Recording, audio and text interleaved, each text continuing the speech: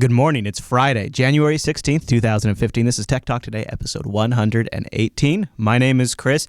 And Stretch, get your Tech Talk Today stretches in before we start. Come on, it's your last chance to get them in because we got a great episode coming up, and I want your blood flowing for it. We're going to start with some news. I think probably just a quick news roundup of some of the most, the most important story of this week. I think next week's going to be huge, too. I think we're going to have a really big week next week. But once that hits, this stuff might get buried, so I want to make sure we talk about it today, clear our plates, and get ready for next week. And also later on in the show, I'm finally going to get down to reviewing my Dell touchscreen monitor. I've had a few requests for it, and I've been intending to get to it for a long time, so it dawned on me I could just do a review. Actually, after somebody pointed out to me on Twitter, thank you, by the way, that I could just do a review in the show. So I'm going to. We'll talk about my touchscreen monitor, but not just that. Also, the Mumble Room is here, and they've brought a few touchscreens along with them. Time-appropriate greetings, Mumble Room. Time-appropriate. Hello. Hey, guys. Hello. All right. The feel of monitors. Yes. We're going to get really personal with our computers. We're going to get personal, up close and personal. All right. So let's start with the news, though. This is something that's pretty important that's going on right now, and it's moving really, really fast this week. So we've been talking about how David Cameron's been making a pitch to try to make sure that any sort of consumer communications would have a backdoor built into it so that if there was a legal warrant, the government could read communications. And that would mean things like iMessage and WhatsApp and Telegram and all of these communication services would need to have a facilitated backdoor. So this is interesting because what's come up through The Guardian, through their trove of Snowden documents, is a super secret U.S. cybersecurity report that warned government and private computers that were being left vulnerable to online attacks from Russia, China, and criminal gangs because encryption technologies were not being implemented fast enough. The newly discovered 5-year forecast written in 2009 contrasts the pledge made by David Cameron this week to crack down on encryption used by companies like Google and Apple. Part of the cache given to The Guardian by Snowden was published in 2009 and gives a 5-year forecast on the global cyber threat to the U.S. information superstructure. It covers communications, commercial and financial networks, and government and critical infrastructure systems. It was shared with the GCHQ and made available to the agency staff through its intranet. One of the biggest issues in here is they say that these attacks are going to cost about $400 billion a year to the economy, and one of the easiest and best ways to slow this down and protect consumer and corporate data is to have great encryption technologies. The unclassified report states that encryption is the best defense to protect data, especially if made particularly strong enough and uses multi-factor authentication. Kind of goes against exactly what David Cameron's been saying. I was going to say, this sounds exactly like the opposite of what he had been saying. And David Cameron flew into the United States last night. He had a working dinner with President Obama, and they are meeting again right now as we do this show. And they are discussing this very issue. Of course, getting all ready for the State of the Union next Tuesday. So this is happening right now as we record the show, that these two leaders are discussing pressuring U.S. companies and convincing them to build in backdoors. This isn't a conspiracy. He's literally here right now. You can go tune into NPR News. They reported on my drive-in this morning. This is happening right now. And then next week we have the State of the Union where there's going to be talk about cyber, and it's going to be in broad strokes, very vague, but this is some of the groundwork that's being laid behind it. I find it extremely concerning. Wonder how much Dave Comey has to say. Yeah. The FBI director. Cyber this and cyber that. Just James Comey. Yeah. So we'll see. This leads to an email that we got in, or actually it's really more like a post, I suppose, on the subreddit, and I thought it was a good one. NY Ryan 79 or Ryken 79. He said, Chris, I love the show. I was listening to episode 117. And I wanted to address a question you posed to the audience. What responsibility is it for open source? Does it technically make open source non-compliant if, like I was suggesting, they couldn't, for example, let's take Pigeon. Let's say that off-the-record encryption had to have a backdoor, so that way the government, we were just pulling this out of my ass, had to have a backdoor. Well, if you tried to update libpurple, the library behind Pigeon, to give a backdoor access to the GCHQ or to the United States government, whoever it would be, maybe Germany. I don't. If you do this, it's going to be available to all governments.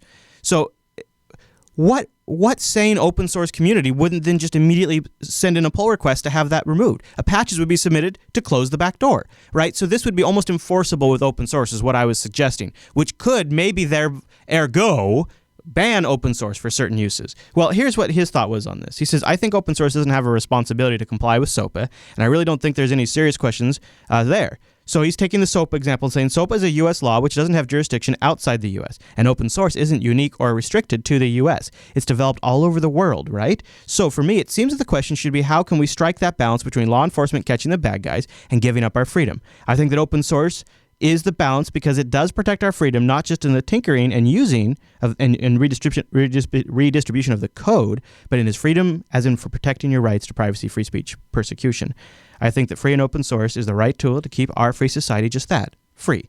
I think sometimes people in general forget that freedom has a sacrifice and a responsibility. I think responsibility isn't to SOPA, but to the users and creators of free and open source. So I think what he's kind of taking for granted, and I thought, and it's fair because it's a fair point, but I think instead of me saying it, I would probably go by the words that Cory Doctorow wrote over at Boing Boing. Cory Doctorow thinks that it would destroy the IT industry if this legislation where you would have to require backdoors was built in. And to the point of open source, Cory writes, but there is a problem for more open platforms like GNU/Linux variants, BSDs, and other Unixes like Mac OS X, and all of the non-mobile versions of Windows. All of these operating systems are already designed to allow users to execute any code they want to run. The commercial operators, Apple and Microsoft, might conceivably be compelled by Parliament to change their operating systems to block secure software in the future. But that doesn't do anything to stop people using all the PCs now in existence to run code that the PM wants to ban. More difficult is the free world and free open operating systems like GNU/Linux and BSDs. These operating systems are the gold standard for servers and widely used on desktop computers, especially in engineering and administration areas like the nation's IT. There is no legal or technical mechanism by which code that is designed to be modified by its users can coexist with a rule that says that code must treat its users as adversaries and seek to prevent them from running prohibited code. He goes on to propose, Cory Doctorow does, the proprietary operating system vendors like Microsoft and Apple would have to be ordered to redesign their operating systems as walled gardens that only allow users to run software from an app store, which will not sell or give secure software to Britons. Free and open source operating systems like power the energy, banking, e-commerce, and infrastructure sectors would just have to be banned outright. So basically bring iOS to the Mac or to the PC. Yeah, it would force it into, and you could almost see maybe in a sick, perverted way why companies like Apple and Microsoft would be for something like this, right? All about the Benjamins. It's pretty, I think Cory's right. I think this is a slippery slope. I mean, it's a cliche thing to say, but this seems really dangerous to me, and I think we have people that are tinkering with stuff they don't understand. Well, it's not just slippery slope, it's just that basically the society we live in cannot allow such laws to exist. It's just because the software that we have would have to be completely redone. Yeah. That's a lot of man hours. And like Cory says, all the computers that are already out there would not, how do you control those? You can't. Yeah, you can't. It would have to be a going forward, which governments are patient, they'll wait. Hey, speaking of patient, Google. Sometimes patient, not so patient. Google Glass sales have been halted, but it's not dead yet. No, actually, this could be a good thing. Maybe this is a good long-term thing. The company insists it's still committed to launching smart glass as a consumer product, but it's going to stop producing Google Glass in its present form. Aw, sorry, Noah. Instead, it will focus on future versions of Glass with work carried out by a different division. The Explorer program, which gave software developers the chance to buy Glass for $1,500, will close. The program first launched in 2013. You guys know where it's going? You have any guesses? I got nothing. It's going to the Nest division. Ah. The Nest guys, Tony Fadell and them guys are going to be running it up. That's the new home right there. That's probably a pretty clever move. A little creepy, but a pretty clever move by Googs. So yeah, a little creepy. Yeah. Because now you've got the home automation division running the Google Glass. The product that's on your head all the time. Yeah. Yeah. Then again, how does that compute? Then again, if I'm away from the house, I wouldn't mind like a little data feed in my Glass about what's going on back at home. I didn't think of that. Even if I just wanted to like check the temperature, but imagine this like really down the road. Like, what's the current power draw of my house? What rooms are active right now? I've heard stories of people that set up like the Smart Things monitors, and then they caught their kids having a party because they had a little sensor that counted people that came through the front door, and they got a push notification to their phone when it exceeded 3 people, and then by the time they called them, it was like up to 15 people. Dang, that's a great idea. Skynet incoming. Yeah, right? So, I don't know. I mean, there could be uses for it that we might not be thinking of. I think, and I also, the other thing is Tony Fadell, of course, Nest isn't his first thing, right? He actually was part of the in process of creating the first iPod. So he's got some pretty good chops on him. And, Nest is a pretty impressive product. Google sure seems to think so. I don't have one myself, but it runs Linux, and that's cool. So I like that, too. And actually, Tony Fadell, while working at Apple, was a huge advocate for using Linux more, which is pretty cool. Okay, so let's review our touchscreens, guys. Back in November, I got the Dell S2240T touch panel. It's a 21.5-inch LED 1080p monitor. 1080p, because, and just right up front, I would say for some of you, that might be a bit of a killer right there. 1080p. I actually, 1080p for me is a feature because I have mirroring with my Wirecast, and it's all 1080p through. So everything being 1080p is actually much straightforward for production. However, if you don't mind that, I'd like to tell you a little bit about this unit. It's kind of nice. It's very sleek. It's very stylish, and it's very low profile. In fact, one of the cool things about it is it has this arm that you can push back and fold it almost all the way down flat to the table and then pull it all the way up, which is great for production. And it's surprising how good this arm is and how good it feels. Like it doesn't take any effort to pull it up, and it really doesn't take any effort to push it down, but yet it always stays wherever I put it. And it's really quick and easy. So I like that a lot. If you're watching the video version here, you kind of get a sense of the size of it. And, of course, it's touch. And so I'm using it under Arch Linux with GNOME 3.16 right now. GNOME's not bad as a touch UI. I can launch applications. I can switch between apps. So, like, if I go there, it'll scroll down to my chat program, and I go up back here, it'll scroll up to my... It's very easy the way I have it set up now. And Chrome itself works exceptionally well with touch. So right now, if you're watching, I'm doing pinch to zoom, and it works very well. I just, like you would on your smartphone, I just pinch in and zoom out, and I can...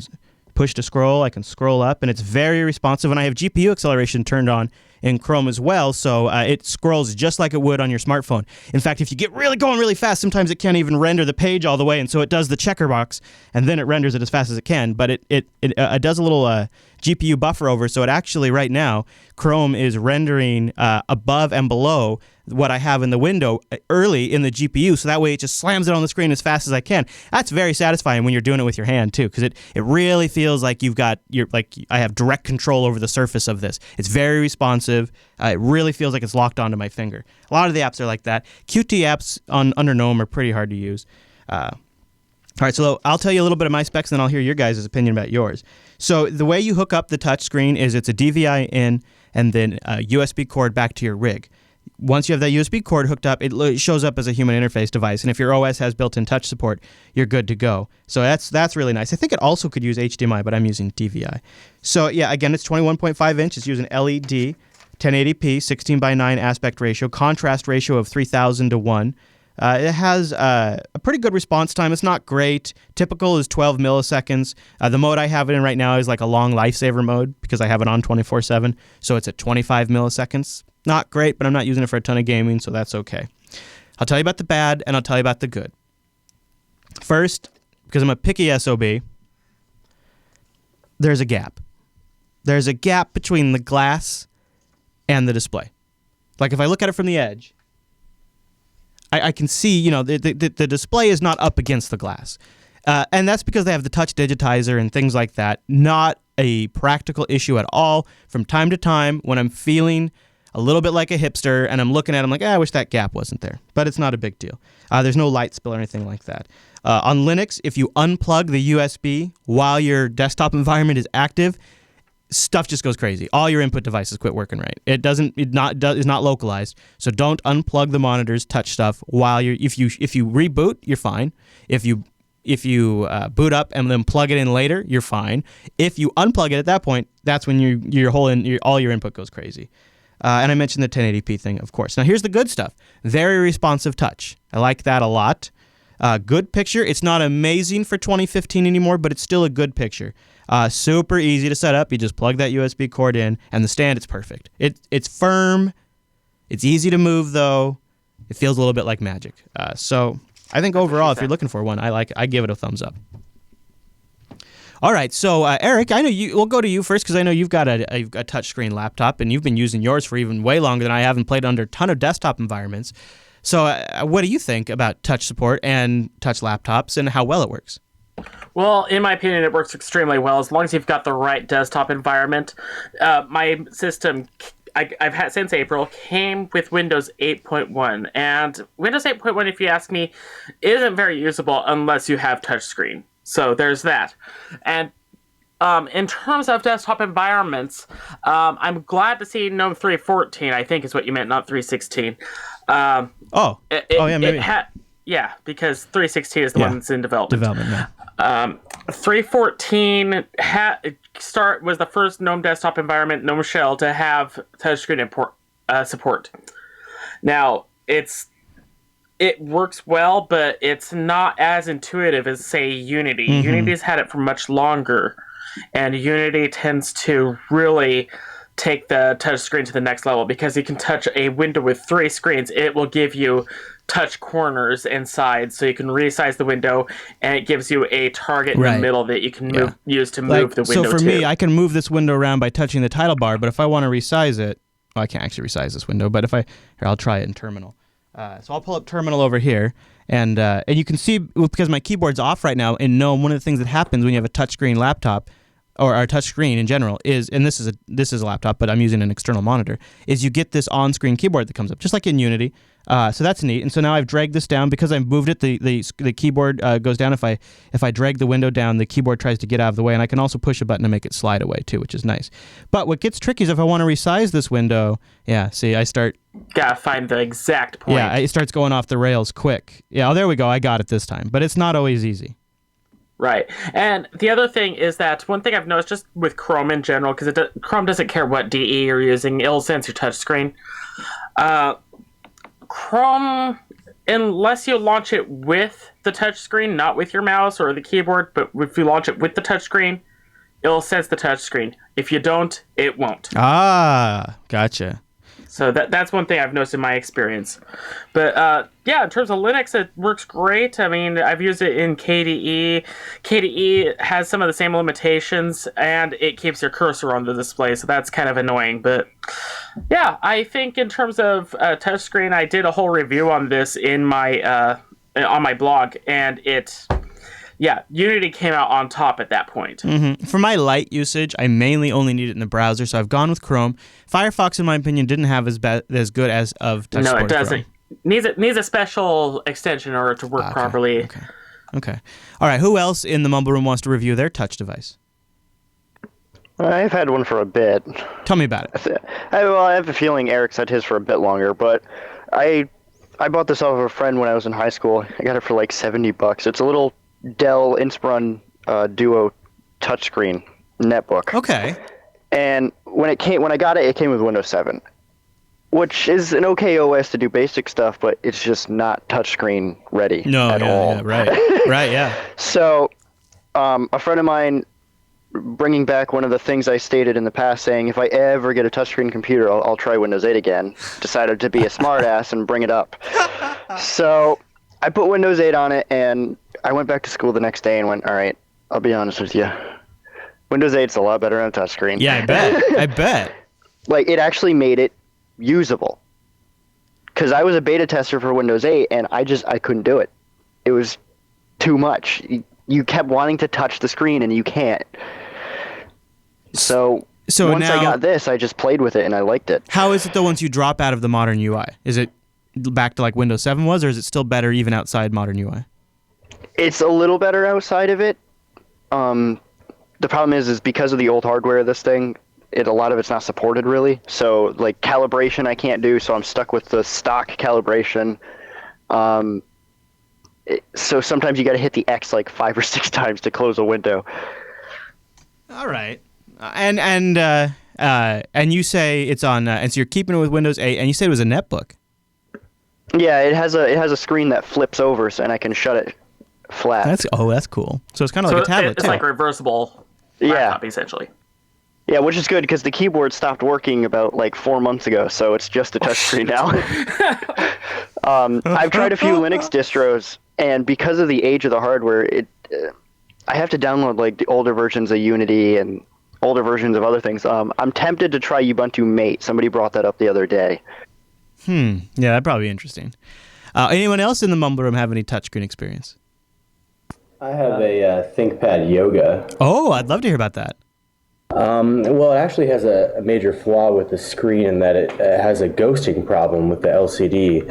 And it's a known problem now, and I should get it replaced. But I think the warranty runs out next month, and I haven't done it. But I only use it for school, so Well, you better I don't hurry up care if you too want to get much. fixed. I don't need it. But I use it, mainly when I'm maybe wanting to enlarge an image, or if Sure. I'm in a medical school, so I Do you use it for to, scrolling on occasion? Yeah, and for scrolling, Yeah. and for like a 3D application that shows a body. It's called Essential Anatomy, and I'll spin the body around and enlarge things. Oh, yeah, and cool. Select things with that. So I Cool. use it mainly for that. Yeah, I look at it now as a third input method. It hasn't replaced keyboard or mouse. It augments them a little, mainly more so because I'm doing a presentation. I'm using this monitor during shows, right? I'm standing here, I'm talking about stuff, and it's nice as I'm talking about something and doing a presentation. It's nice to be able to actually just reach out and touch it. Which I have found can be kind of nice. Sometimes I'll just reach out and flick the screen and get it going while I'm talking. I find that to be nice. It's not necessary. If I had to get rid of this touchscreen today, it wouldn't. I would miss it, but it wouldn't ruin my workflow at all. And I think this Dell one. See, I got it on Amazon, and let me see. Yeah, I paid. Whoa, I didn't pay that much. I think when I got it, it was a little less. But right now, it's going on Amazon for $295. So it's not bad. It's not bad. I want to hear what Spazzy C has to say about this. Spazzy C, do you have something? Yes, I got, when Dell first released these touch monitors, they sent out the 23-inch version first. I got that like the first week because it was on special. I got 2 of them because I wanted to see if I could, at my work, replace the mouse and keyboard completely with the touchscreen on my desktop. Whoa, you crazy. So I had 2 of them hooked up. I have the first one sitting in front of the second one at about a 45-degree angle, and then the second monitor up straight straight behind it. Cool. So it goes straight up. So I was going to go for a vertical look on it. Yeah. But what I found out is, unfortunately, at my work, we require Control-Alt-Delete in order to log in, and there's no security key or button on the monitor, so you can't send that command. That's funny.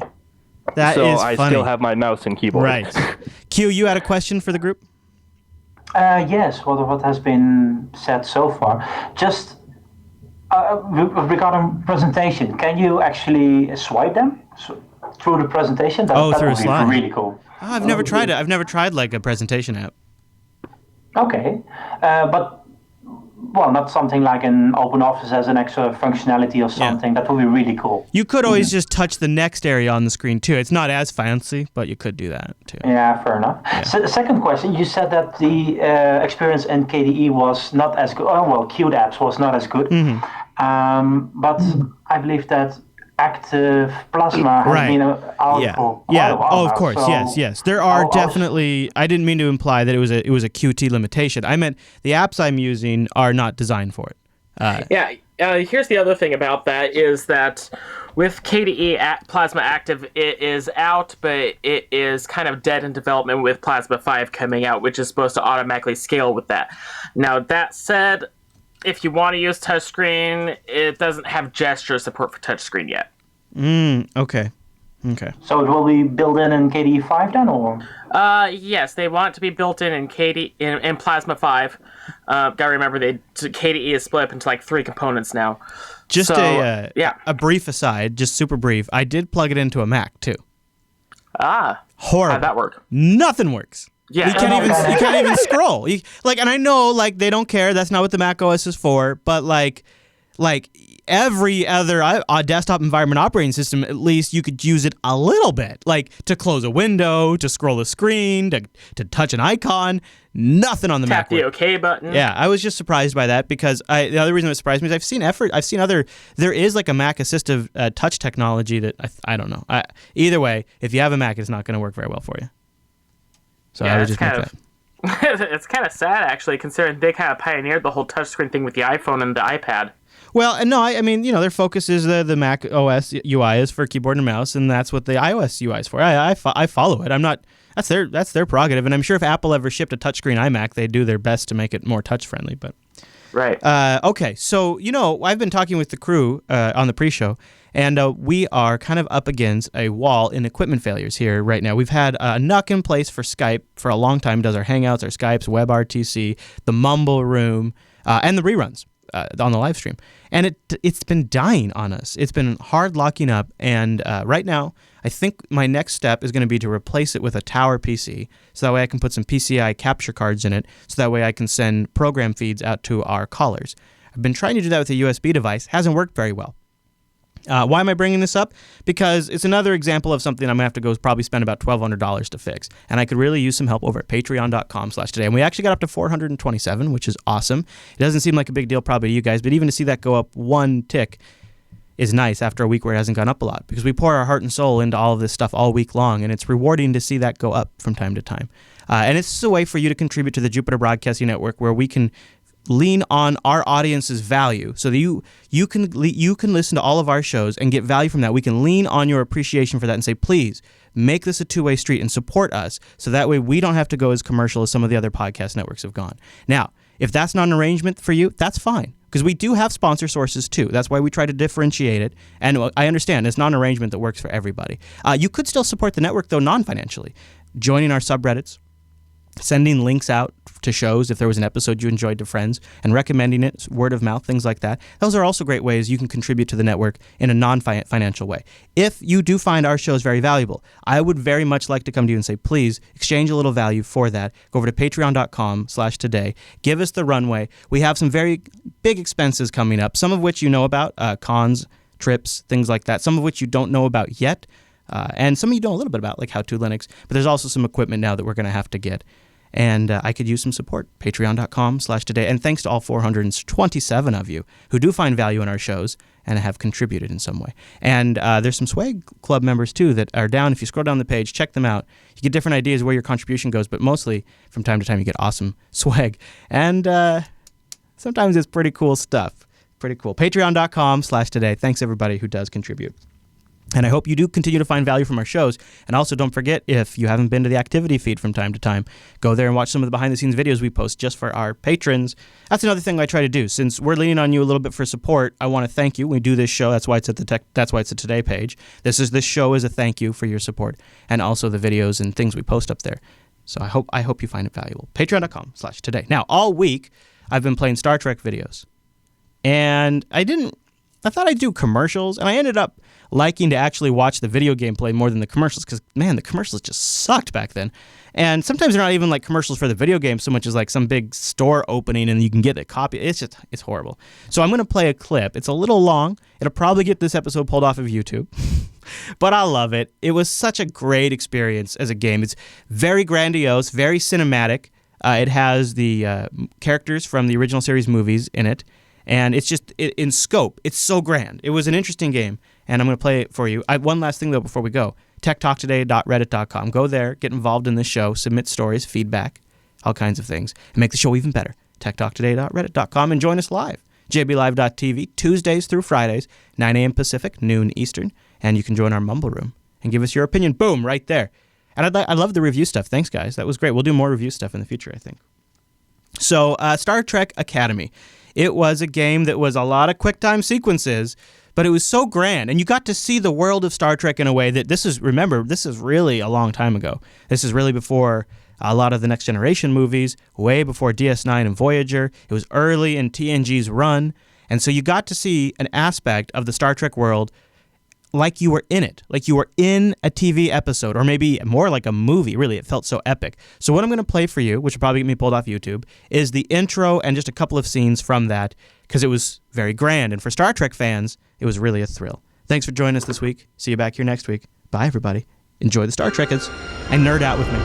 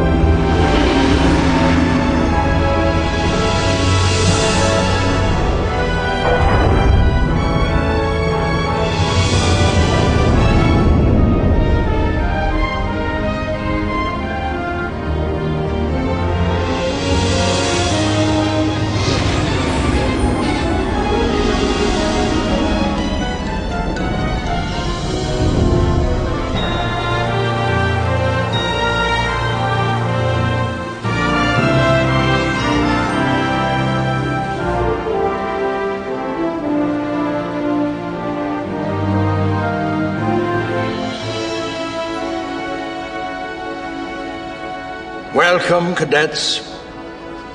I am Commandant X Rothrow, and I am very proud to welcome you to Starfleet Academy Command School.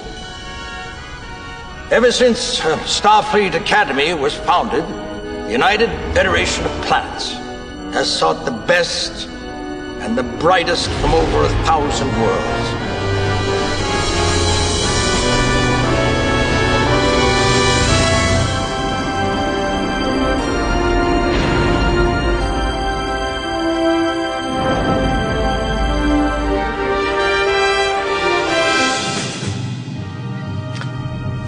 Don't want to be late. We'll make it, Captain. 2 years ago, we put out the call once again and challenge you to boldly go where no man has gone before.